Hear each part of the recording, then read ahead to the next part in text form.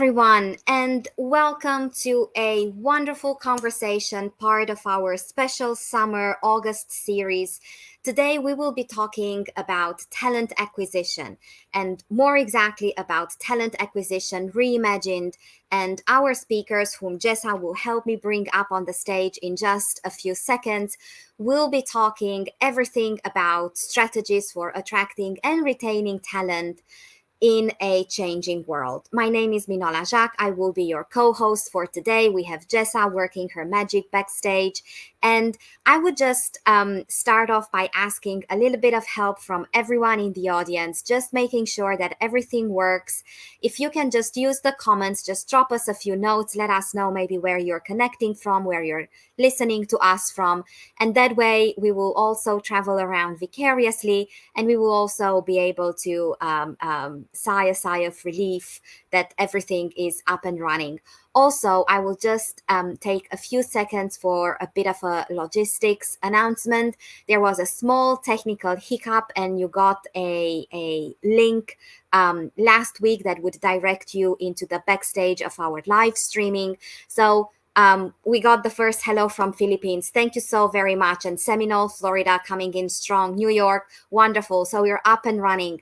Jessa, if you could help me just maybe drop the link in the comments. So if you hear from anyone trying to get in, you can help them out with the link. But anyway, thank you so very much, everyone, for being here and for helping us with a bit of a housekeeping.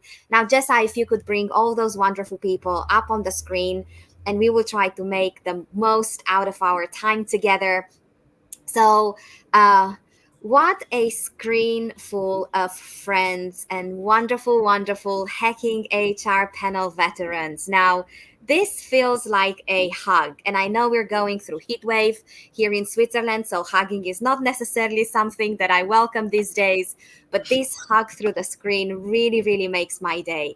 So, thank you so very much, everyone, for taking the time and the curiosity to be here as speakers, as attendees in the audience.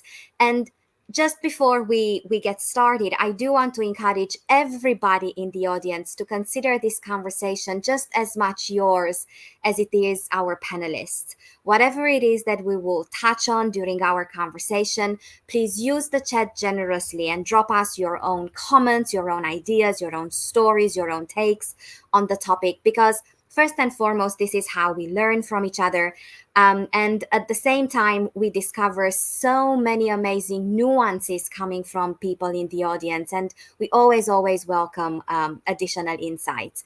Now, you know the drill. I will pass the e-mic around clockwise as you appear on my screen. So we will wrap it up with Alex in the future, all the way in New Zealand. Just a short introduction, and I am really curious to know what makes this topic so personally meaningful to you that you said, I'm gonna be there. No matter what, I'm gonna be there. Lucy, it's so great to see you again. It's been too long. Welcome. Hi. Thanks, Manola. Good to be with you all today. My name is Lucy Georgiadis. I am the co-founder and CEO of Elevate Leadership. I'm dialing in from Miami. I'm British, as you can hear, though. I've spent the last 14 years in the States, 10 of those in San Francisco, 4 of those in Miami. And we do, our company, we'll get into why this is a topic as close to our hearts. Our company does a lot of one-on-one coaching. We do a lot of live training. And then we also have a membership platform called Elevate Academy, where we have these short form 5 to 10 minute classes on all the critical management topics. And the reason why this is very close to our heart and my heart at Elevate Leadership is because retaining your top talent is something that we talk to our clients about all the time. And it's one of those things as an executive that you fear so much, and it becomes and feels so personal when people leave voluntarily from your company and you don't know why, or maybe you do know why, but it's really tough to fix. And when you've got an HR team that really understands like how to support managers and how to support ICs in order for them to feel really great in their roles and love coming to work in your company, it's massive. And so huge kudos to what you all do in HR and people teams. And so I'm here to help with some of that talent retention piece. Wonderful. Thank you very, very much. Jason, good to see you. Also, it's been a while. It has been a while. I've been a busy fellow. So thank you, Manola. Thank you, fellow panelists, for having us today. Welcome everyone around the world. New Jersey is where I'm from in the USA. I'm representing some of the colors coming off the Olympics. So, my name's Jason Risoli. About 25 years in human resources and labor relations.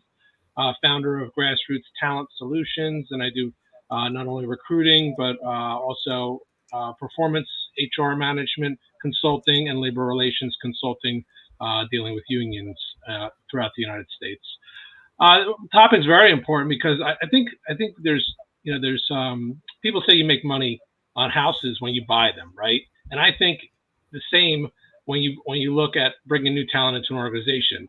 The potential for upgrading, the potential for attracting new talent into the organization is where companies really can succeed and gain the competitive advantage, and then obviously retaining that top talent throughout the employee life cycle. So, real important topic, and yes, I think it's more challenging field and an objective to succeed within for a company in this ever-changing world. So, shifting of work-life balances and generational expectations of what it means to be working and living and evolving throughout one's life cycle. So, a great topic. Happy to be here today.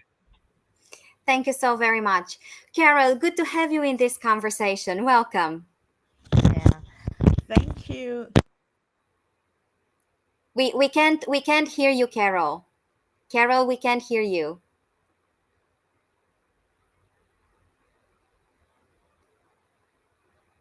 Now you're on mute now, and the moment you took your headphones off, we couldn't hear you anymore. Okay, Oh, but can now you it's hear me perfect. now? Okay, Yes, now yeah. it's perfect. So, Welcome back. yeah, thank you. I was just saying, good morning, good afternoon, good evening, wherever you are dialed in from. I'm dialed in from Lagos, Nigeria. I think that this is really this topic was really important to me because one of the things I always say about talent acquisition is talent acquisition really makes or break an organization. So, if you don't get the right people into the organization, that's the start of I would say the winding down of organization is such a critical piece in the running of an organization. It's quite a critical piece, even in terms of the sustainability of the organization. So that's why I did really jump on this. And there's quite a lot that has shifted from a talent acquisition perspective when you look at things from what has happened post COVID, what is also happening from a technology landscape with AI and all of those, all of the new technologies that are coming into the workspace, that the future of work is rapidly shifting. So it makes talent acquisition such a critical piece because you then start to think about people as resources, as human beings. You start to think also about robots as also people that you would be acquiring in the workplace. So that's what makes this really that's what led me to jump at this. Maybe just a little bit about myself as I wrap up now and hand over back to you, Minola. I do work for Stanbic IBTC Bank. Currently serve as the head of people and culture, and I absolutely love all things HR and all things business. Yeah, thank you. Thank you. I love how truly diverse this panel is, not just with backgrounds and different lenses, but we cover between the six of us, I believe we cover all the time zones that we could possibly think of. And I heard someone say that Mercury is retrograde, so some of us struggle with technology, some of us struggle with communication. So an even more wholehearted thank you for being here. Khalil, is always a joy to have you. Welcome. Thank you, everyone. Such a wonderful panel and audience. Hello to everyone. My name is Khalil Zafar. I'm currently in Dubai right now. A bit about myself. I'm an HR and management consultant, author of the book Future of Work Simplified. I'm especially interested in the talent economy, the impact of talent acquisition, and the impact of HR when it comes to relationship with automations and the freelancing work. Now, The title itself, explains a lot of things. I think there are four keywords in it. Number one is the strategy, then attracting, then retaining in a changing world. So once you understand all these four keywords, the title and the topic becomes extremely clear. And why it is an important topic for me, 90% of our proposals being submitted to the clients and the requests for proposals are based around retaining top talent and retaining talent in the changing world. So an in demand topic, area of concern for a lot of employers, especially in the Middle East and South Asia, with very much complex scenarios as people and organizations having in different geographical regions. So nice to share the panel with everyone, and we'll have a good discussion on it. Thank you so very much. And last but not least, Alex, so good to see you with us in this conversation. Welcome. Thanks, Manola. Good to see you again. Kia ora, everyone. My name's Alex Howison, and I'm in New Zealand at the moment, but an Australian in New Zealand. I work in a group called Umu Group, and what we do is primarily mergers, acquisitions, and sales. So talent for organisations that are looking at taking the best, keeping the best, and making sure through change and change environments in those types of processes is super critical. And money's never it, absolutely never it. So looking at all the ecosystems that we provide people as they are going through change. So talent acquisition is something that's extremely important to us and also our clients as we're doing that. So that's why I was so interested. And then looking at the lineup of this panel, couldn't wait to hear what everyone else has got to say.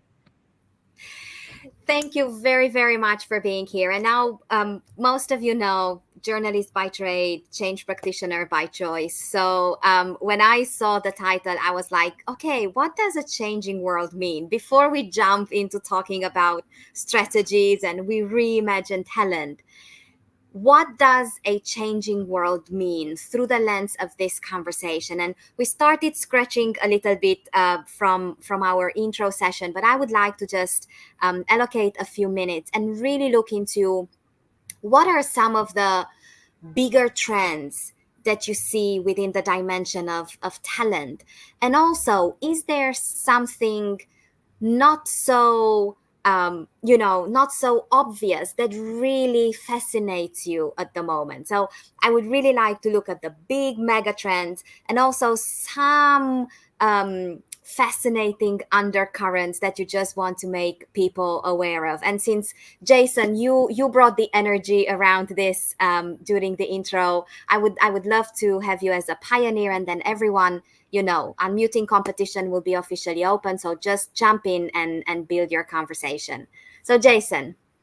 Sure. So I've been around the block for a couple of years now. And when I started out my career, there was no such thing as virtual meetings, and there actually was very limited amounts of conference calls. So, technology has driven a changing world just in the fact that we can have this discussion live streaming across the entire planet.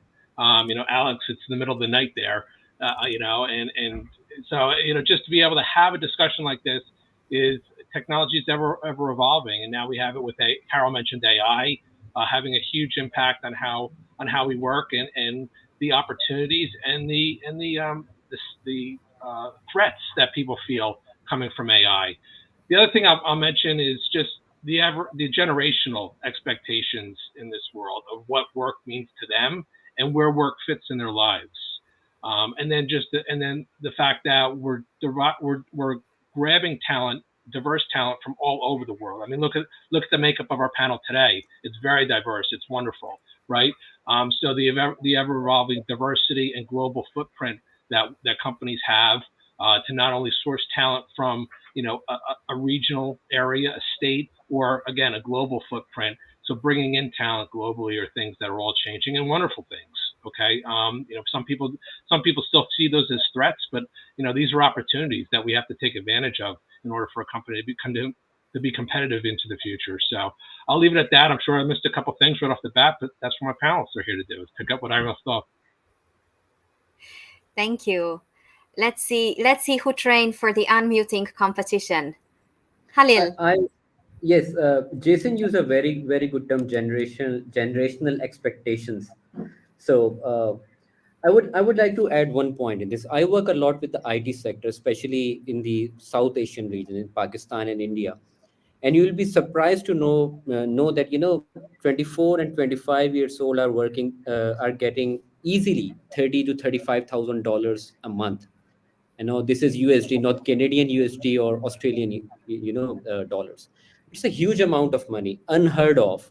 But on the other hand, there are certain challenges attached with it as well.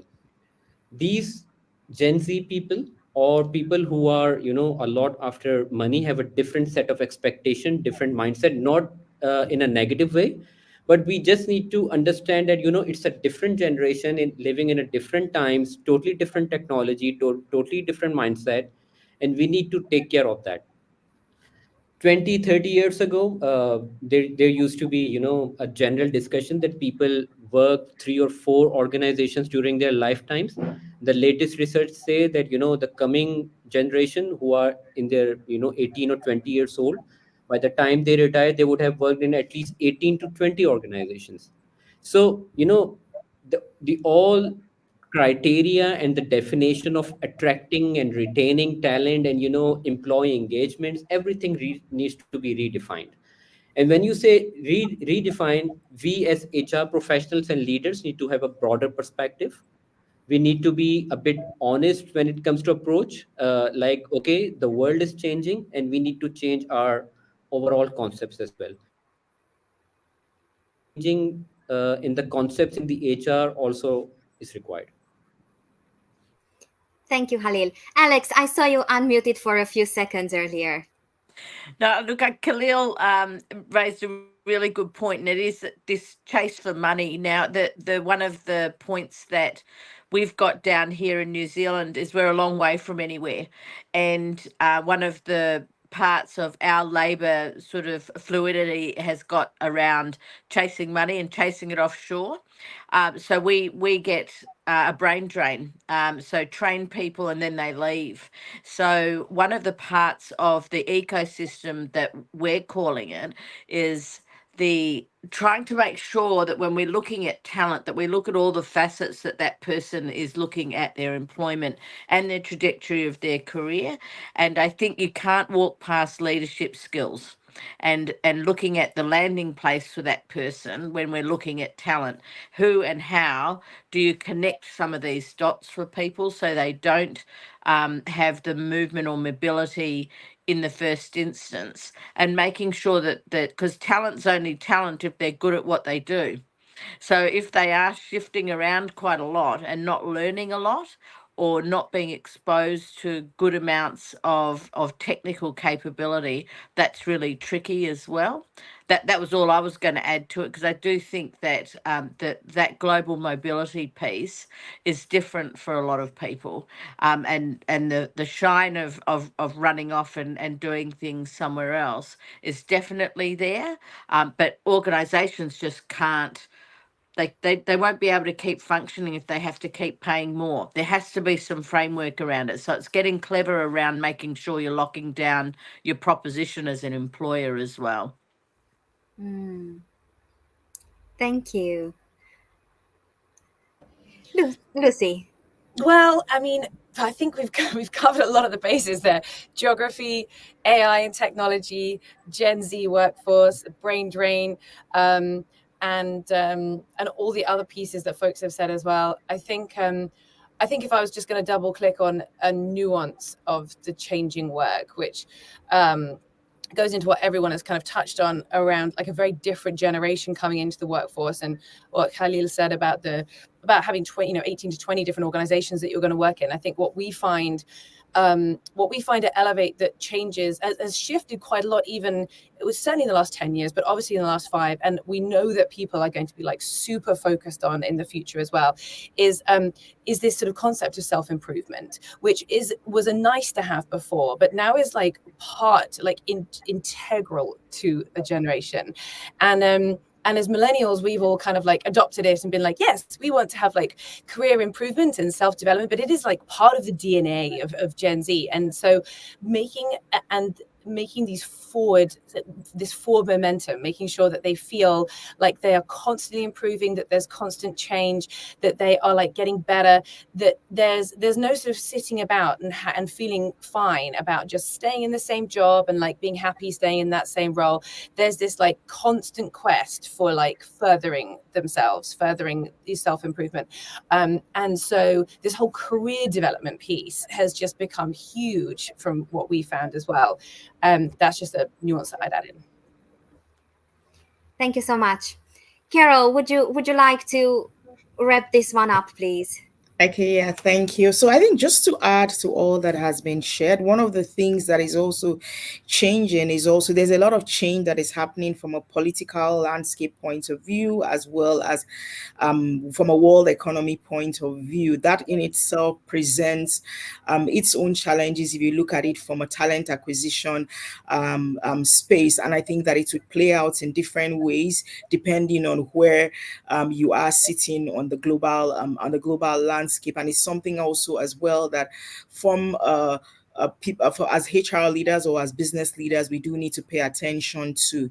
So if I think about it from maybe I look about it from an African perspective, there has been a significant migration of talent from Africa to the Americas largely, and some part of the UK, if I put it that way. So that's in itself leads to that need for organizations just to rethink the way. So you then start to think about things like, do you want to think about, would hybrid work be something that will you have people work remotely? What are the implications for taxation? All of those things. So the changes that are happening also from an economic point of view have implications for organization, have implications for talent as well, and also even have implications for the sort of skills that you would require within the organization, and which sort of skills should you be have in-house, which sort of skills should you start to outsource, all of those things. So those are things that from a HR point of view or from a business point of view,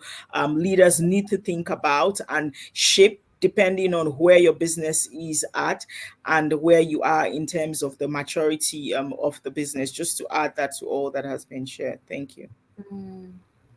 I hear a almost infinite list of challenges that this changing world brings when it comes to talent. But as I was listening to everything that you shared, I was reminded of so many of my change conversations when one of the very first questions that come up is, but where do I start? Where do I start to sense make of everything that is going on? So before we dive into details of strategy, what people should do, maybe even what people shouldn't do. I heard that strategy is also about the boundaries of what we are about to do. But can we look a little bit into where should people start when they know that they have to reimagine the world of talent that they are active in? Where should they start? How can they discern motion over movement? Are there any specific questions that you found very powerful? Are there very relevant conversations that they should have? So where should they start? And Alex, what tips do you bring us from the future on this one? I think Lucy made a really good point. When you're looking at as an organisation around boundaries, it's this concept of self-development. And I think sitting down as an organisation and really nailing about what your investment is in your people, the care you show, and what your proposition is when someone lands with you is incredibly important, and letting people know overtly what that is, and understanding, then translating it. So I think if a lot of organizations do walk past learning and development, or think that it's a series of online or just looking at how the person themselves gets that funding to just be for things that they want to do. I think it's making sure that people can see pathway and trajectories within the business and how they're going to be supported to go from one part to the next, and actually master parts as they go through. That would be my input on that, Manola. Thank you. I would, yeah, definitely echo that and say that if, because you probably find that your workforce is made up of, a huge variety of different people in different geographical locations with different political bends, with, all these things that we've talked about. When you think about like, well, where do I start with this? Usually it's just asking the question of the people that you're with, like survey them. What do people want in terms of talent development? What are they looking for in terms of career progression? Because I think there's so many options that you can choose from to really help with engagement and retention that it's usually best not to guess and take the guesswork out of it.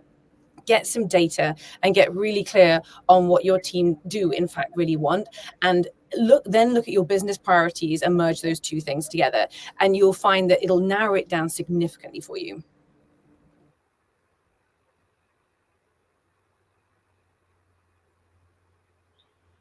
Yeah, I agree wholeheartedly.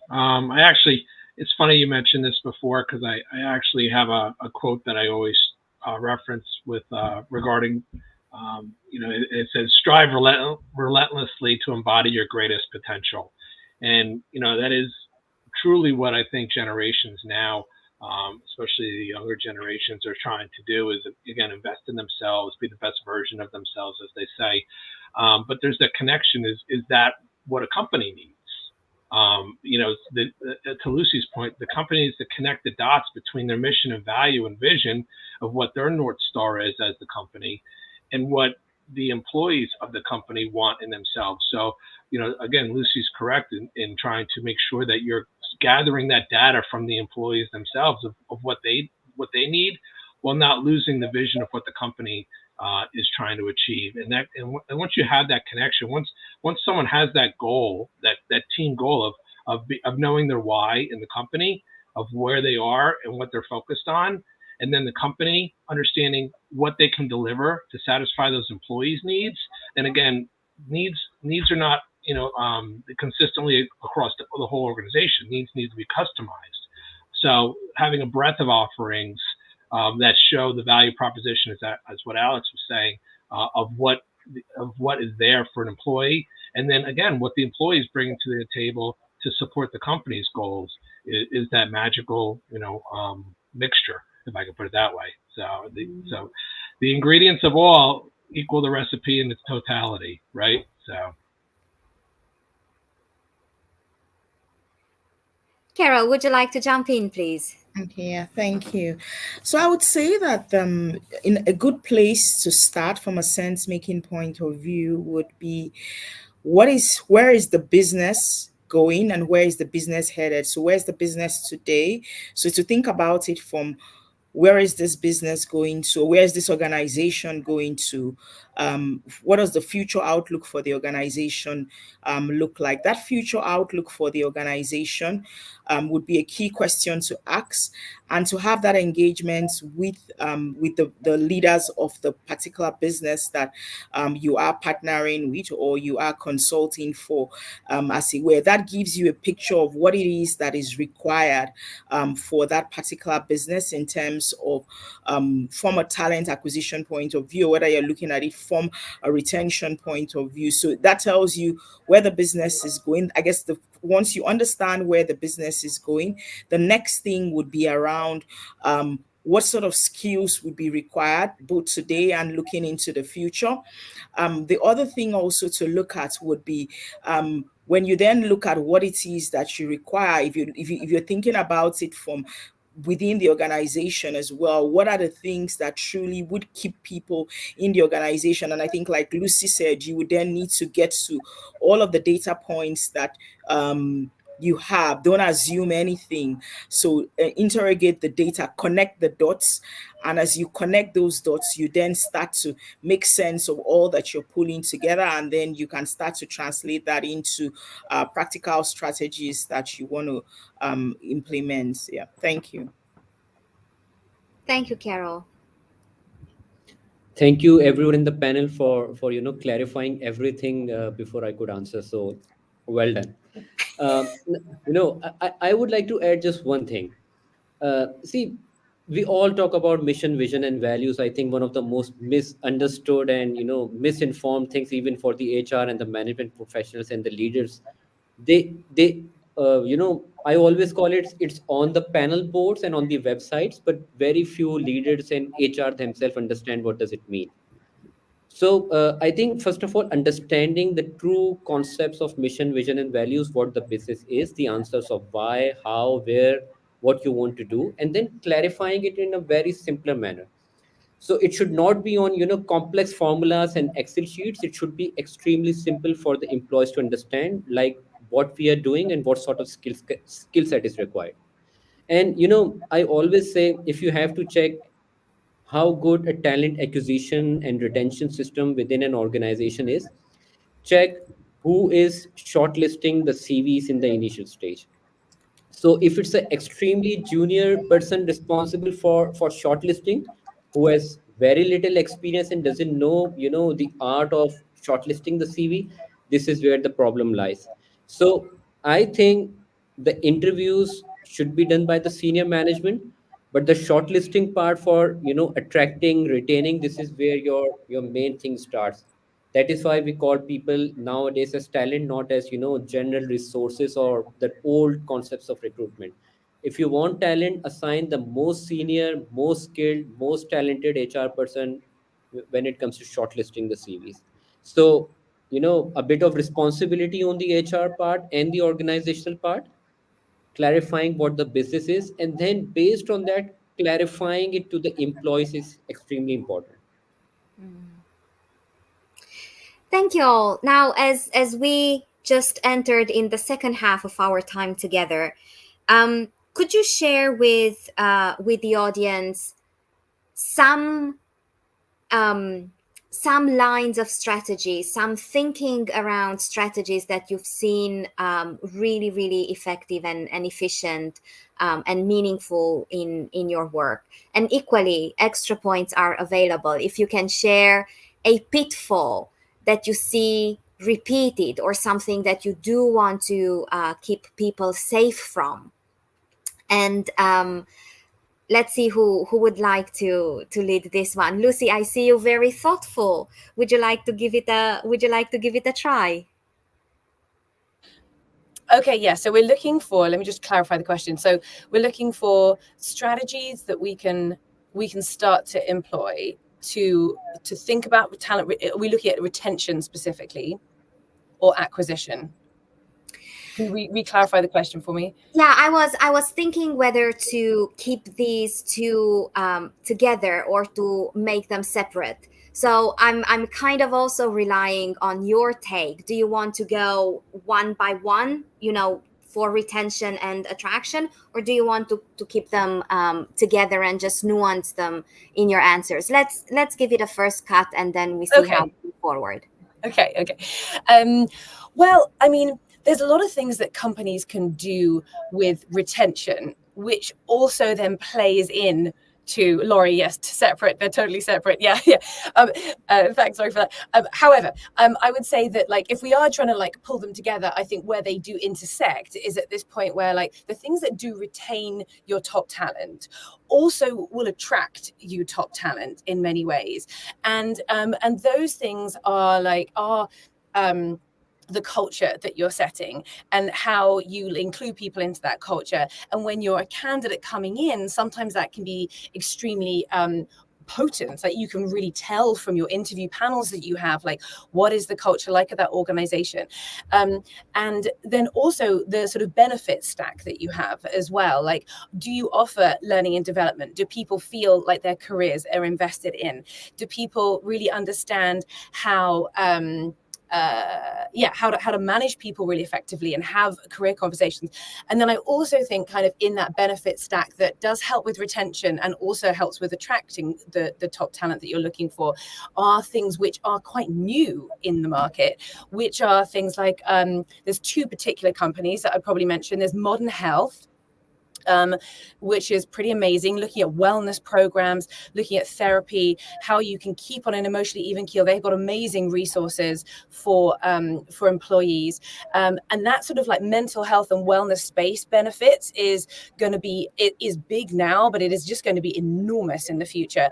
And then the same goes for companies like Origin Financial, who do financial benefits and wellness. Their financial wellness product is absolutely amazing. Both the CEOs of those companies are fabulous, and I think that's those kinds of like really deep benefits are attracting talents that are looking for something new, but they're also helping with this retention piece, retaining folks that you have, that it shows that you care about their financial wellness, their mental wellness, you care about how well they manage their teams and that kind of thing. So anyway, I'll stop there. I think that's kind of really how the kind of those two things intersect. And probably something that would be interesting to talk about later as well is thinking about like your interview training, because I do think that's like a big part of management training and upskilling, and it makes an enormous difference to recruiting top talent as well. If those managers or even the ICs on that interview panel have a really good understanding of how to interview really well without bias and sell the company and the team that they're trying to attract talent on as well. Okay, stop there. Thank you, Lucy. Halil, would you like to take it further?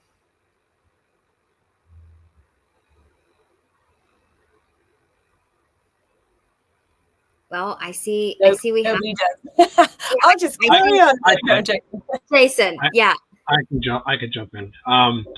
So I do think that there is a huge play on using data and AI for attracting and retaining as part of a key strategy.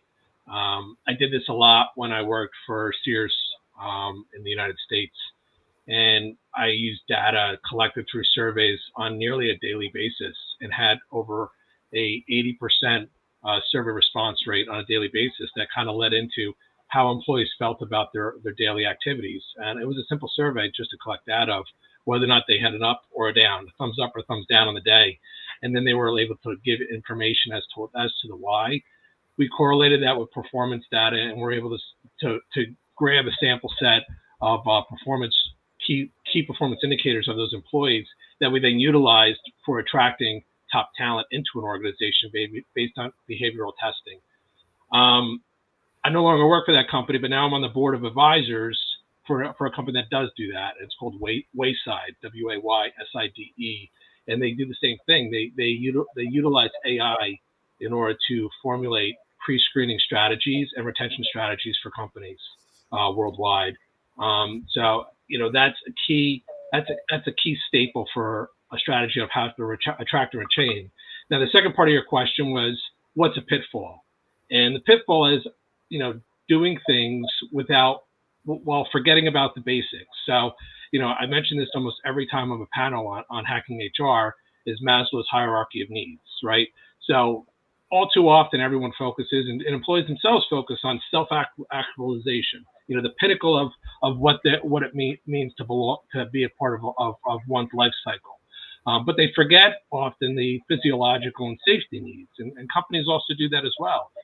They're so focused on driving top talent that they forget the basic needs that people have within them, those instinctual needs of safety and psychological needs, air, food, water, or basic benefits, basic compensation, and basic safety needs within an organization. Are they being taken care of? Because if it's one thing to try and focus so much on developing top talent and making sure someone's at their pinnacle of potential, that they forget if they trip up on the basics, they have compression issues. They're not offering a safe work environment that takes care of basic wellness needs or work-life balance needs or benefits. If they're tripping up on that, employees are going to see those as eventually as the most pressing things for what they're of what a company takes care of them or doesn't take care of them, and will be a retention risk. And that'll also, harm them in trying to attract new talent if they're not, if they're not generating those basic needs. So that's what I see as the big pitfall. Going back to Maslow's hierarchy. Thank you, Jason. Uh, no, I would like to, add one very important thing. Whenever we talk about attracting and retaining talent, of course, it needs to be aligned it needs to be at one page. It needs to be part of strategy. And if you try to separate it as a different entity, as a different unit, you cannot, achieve your goals. But one thing is extremely important. uh, all the models that we have right now from SHRM or CIPD or all the great researches, organization need to customize them. SHRM within the UK, or let's suppose CIPD of UK, the methodologies, the attracting talent cannot be implemented directly into India or Pakistan. All different set of geographical region. I always say people are, within codes, don't try to, wake up early. It's just part of the culture. So if you try to enforce people to come early, they won't do it. Different set of culture, different set of environment. If you try to enforce some sort of freelancing into the organization, a whole different set of problems will arise. In Middle East, women try to work from home, but they always have problem that we have to cook, we have to take care of our kids as well. uh, when you come to central, Asian societies, highly patriarchal. If men try to work from home, they say our wives should stay, men should not sit at home, they should go out and earn. So complex things makes complex scenarios. So things needs to be customized based on what your geographical region is, what your culture is, and then define your policies. It's always good to look at the best management practices, what the world is doing, but based on what is good for you, develop a new system, develop a new HR system.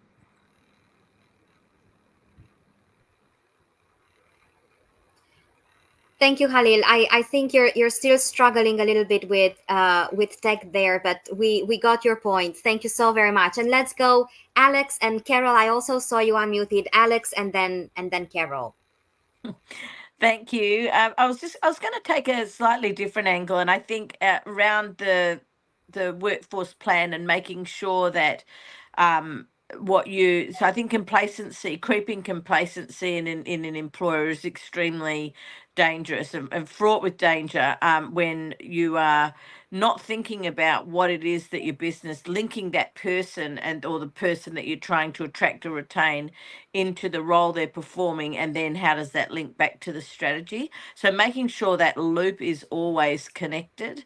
And I think that down here, a lot of organizations do fall into the trap of thinking, oh well, that they'll be, but will people want to work here, and therefore that they're lucky to be here, as opposed to actually providing a really clear and equal footing on that old adage that people interview the organisation as hard as they are interviewed in those scenarios.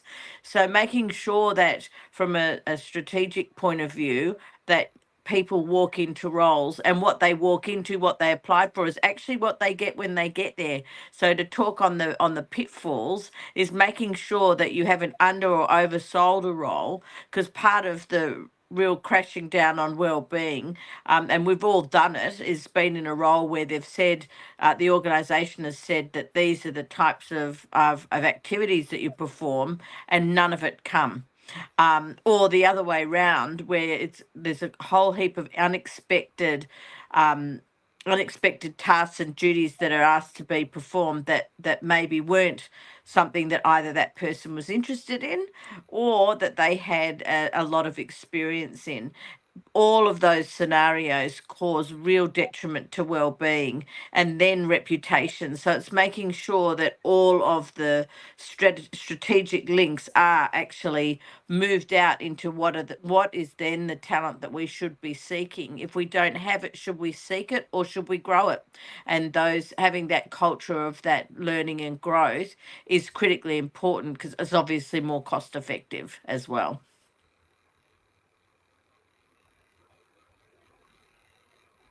Thank you. Carol.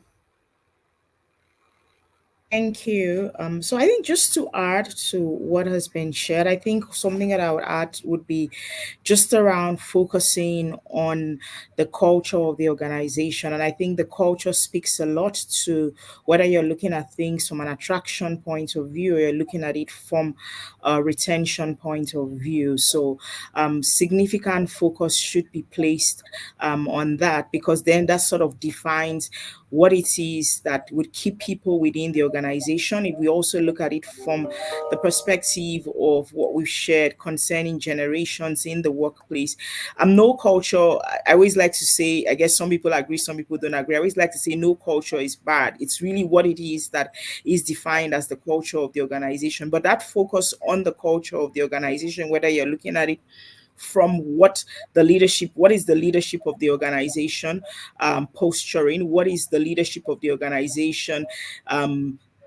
mirroring, really, because it's not really about what it is that is written down, but what is that defined culture in the organization, and what is the experience of the employee within the organization. So that we then start to look at things like, is it an open environment? Is it an environment where people are able to contribute? Is it an environment where people feel they get a sense of meaningful work? Is it an environment where there is that focus on building and empowering people to reach their full potential as well? So sort of all of those things, which are key elements of the culture of the organization, shaping it, and then looking at how do you, when you are attracting employees as well, are you looking at people who have a fit to the culture of the organization? Because ultimately, that if there's that alignment between the individual and the culture of the organization, then you can look at things more from a retention point of view. That becomes a lot easier as well. And even then, from an internal point of view as well, for people who are within the organization, it helps in terms of driving that stickiness as well. And it's also to understand as well that within organizations as well, they are I would say subcultures as well. So whether you're looking at it from people in tech, there's certain behaviors or there's certain traits in terms that are more attractive to people in tech. So you then start to think about things like hybrid work, remote work, sort of what sort of tools they do have to work, and all of that. So I would say that culture plays a big piece in terms of how you look at talent acquisition, as well as how you look at retention, and it's something to pay attention to, and it's something ultimately that feeds into the employer brand or the employee brand, as it were. And I think I'll just keep it there. If there's time, maybe some other time we can still continue the conversation around the employer brand as well as the employee brand, as it were. Yeah. So thank you. Thank you so very much. I was thinking, with everything that we covered so far, are there any particular capabilities and skills that you would recommend HR professionals to look into and to develop so they can reimagine talent acquisition and talent retention in the most meaningful way? So any skills, any capabilities that come to mind. I'm particularly curious about some that we wouldn't immediately associate with the world of talent. So anything that you would recommend HR practitioners to get curious about and get better at. And Carol, you've been the absolute champion of wrapping up the conversations, and I'm also mindful of the fact that that you do have to drop off a little bit before the hour. So would you go first on this one, please? Okay, thank you, Minola. So I would say that one would be, and I think that Jason has spoken to this a bit. So one would be in terms of data and analytics. So there's so much in the world of data and analytics that as a HR professional, you cannot look away. So gone are the days where people used to feel like HR wasn't a business area that required you to be analytical or that required you to use data really very easy. But there are also, on the good side, there are a lot of tools as well that can help with this. But that understanding data, being able to interpret data, and being able to tell a story with data is a capability that as HR professionals, we must start to build. It's not something that we can, if you do want to have strategic conversations, if you do want to really support the business as it were, then the data, understanding data analytics is something that is really key.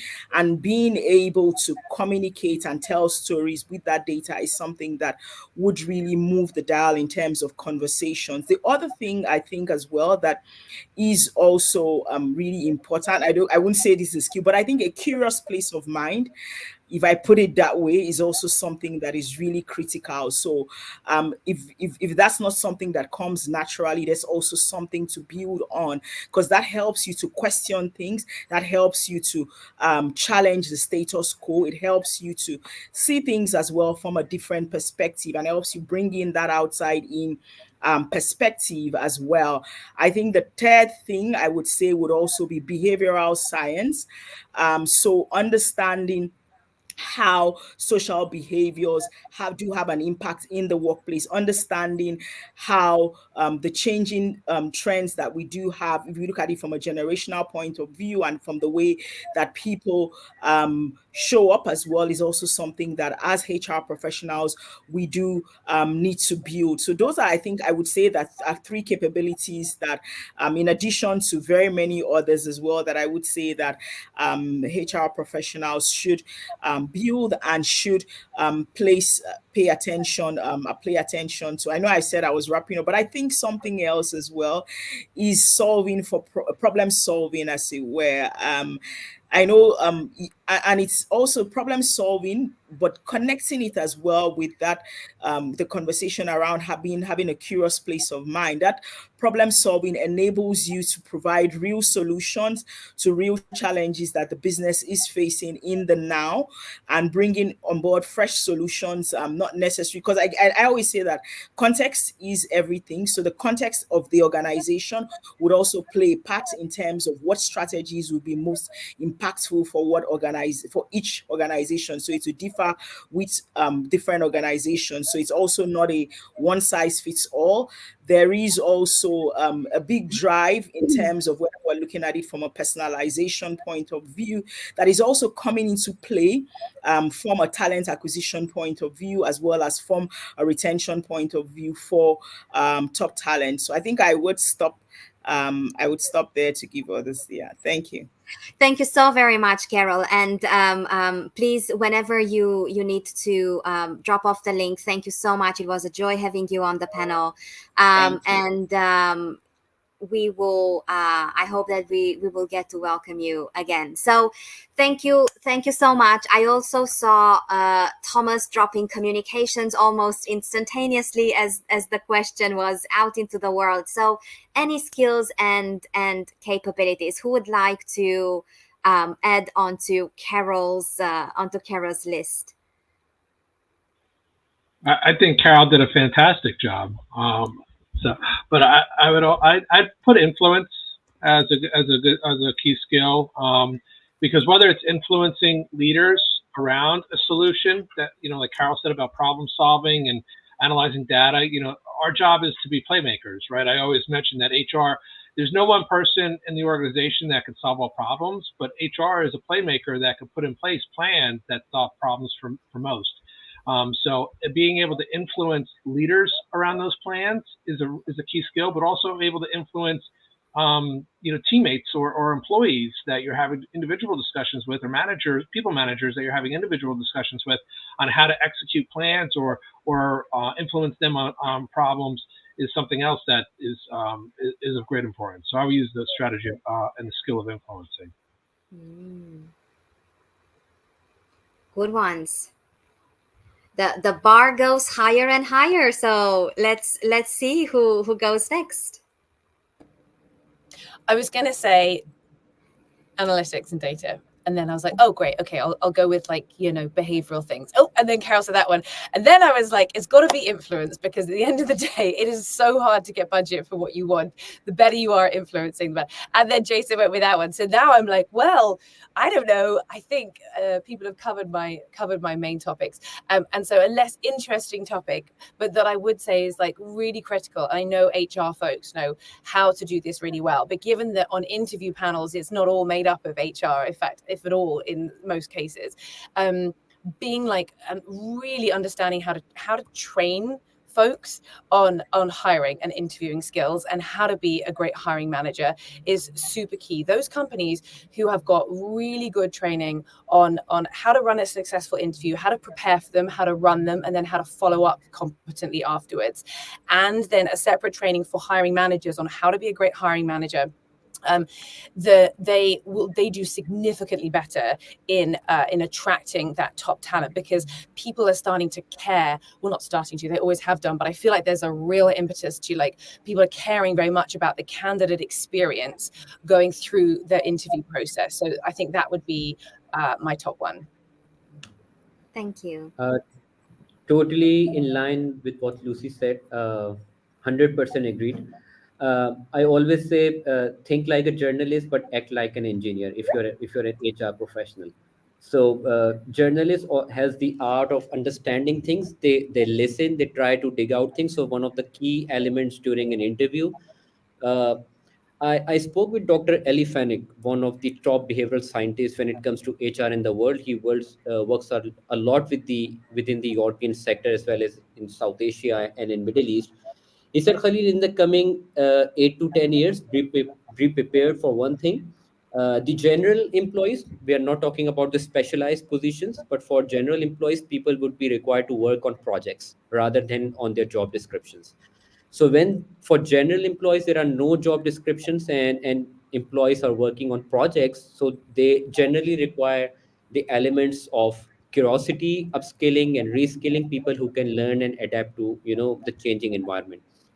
So as an HR professional, your first job is to check whether that person is capable of learning, acquiring new talent, is conducive to change or not. So I think one of the key skills, understanding the other people, listening to what they are saying, understand the processes. As Lucy said, the art of interviewing, it's an art that needs to be learned and mastered. So once again, think like a journalist but act like an engineer always works very process oriented. Once you have the background clear what to do, you can work on the processes later on. Thank you, Halil. Alex. Yeah, completely agree with what everyone said. I think it's making sure that the HR person is training, coaching, dependent on what role they're playing in acquisition or retention. But the making sure they're looking for all the skills and experience, the stuff that you would, tactically look for in a person, but really seeking to understand the some more intrinsic motivations of the person, looking at making sure that they are listening really, really intently to things like adaptability, conducive to change, and more of the personal traits that that person's bringing to the business, cultural fit, for example, as we've discussed quite a lot this morning. So I think it's making sure that the full gambit of that person is looked after, but also making sure that that person is being heard throughout the process, as well. Wonderful. Now we are 3 minutes away from saying a painful goodbye. We could have had at least one more hour of conversation, internet willing, of course. I would really love to have a no topic, open topic wrap up round of final words for today. So is there anything in particular that you want to leave with our audience today? And of course, do feel free to follow our panelists, engage with their content across social media, especially across LinkedIn, and keep this conversation going. This is not, one hour and everything is done. But I do believe that magic happens when we spark conversations and we spark connections, and also people thinking differently, being exposed to different ideas. So do follow our panelists, follow Hacking HR, and keep the conversation alive. So counterclockwise from how we started, famous final words for our panel today. Halil, what would you like to leave our audience with? I think keep it simple and enjoyable. Organization is all about business, but when you make the process and the systems exciting to work, things become clear. Don't try to overcomplicate things. And communication is the key. If you are a leader on an HR, make everything clear. So good discussion, and effective communication is going to bring you results. Doesn't matter how good your strategy and the systems are. If it's not well communicated, it's not going to be well adopted. Thank you. Alex? I would absolutely say to HR professionals, know the business strategy, know what they're looking for now in 1 year, 3 years, and 5, if possible. But making sure that when you're walking in there, that you have a really, really high level of commercial and business acumen. So you're marrying the two processes as you're going into the whole world of talent. Thank you. Jason? I think the big point that I would take away is not even focusing so much on the attracting and retaining, but just focusing on making sure that people treat each other the proper way and that they're living and breathing happiness that wants to cause others to be attracted into the organization. And it go back to the feel good positivity of what the culture is about.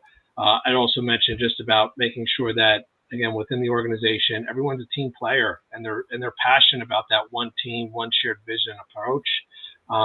So that really, again, fosters an environment of people wanting to be a part of something. And I think that'll go very far with attracting and retaining talent, is making sure that people, again, want to be a part of something special, and that vibrancy that organizations and cultures really strive to have. Thank you. Lucy? Last thing, just to build on it, if we're looking at retention, is that people don't leave companies, they leave managers, as the saying goes. So I know I'm slightly biased because this is my passion, this is what I do, but don't forget about the impact your manager has on the culture, the wellness, and whether people stick around in your business. Thank you all so very much, Lucy, Jason, Alex, Halil, and Carol. If you're watching the recording of the last few minutes, it was a joy having you here. Also, a wholehearted thank you to everybody taking time, curiosity, and headspace to be with us today.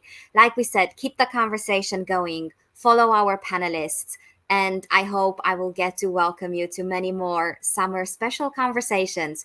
Take care, everyone. And I will see you soon. Thank you. Thank you. Thank you. Thank you, Manol. Thank you, panelists. Thanks, Manola. Thank you. And thank you, Jessa. Once again, thank you for Jessa. taking care of us. Ciao, everyone. Bye.